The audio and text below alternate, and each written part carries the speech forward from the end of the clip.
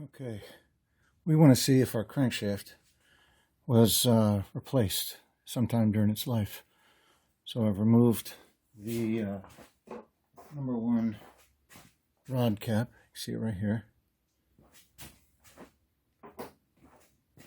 Here's number one rod journal. So let's measure the rod journal. Get nice and perpendicular.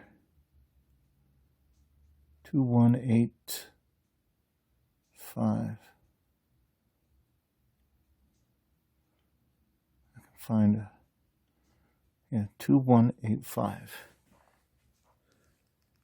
Check the specifications for the 4-liter Rover. Rod end is 2.185.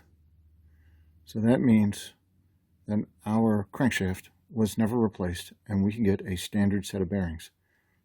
This is very important to know, because if you purchase a used engine and it's got an aftermarket crank, you won't know if the crank has been machined undersize. So measure your bearing surfaces, your journals, and match up with specifications and go from there.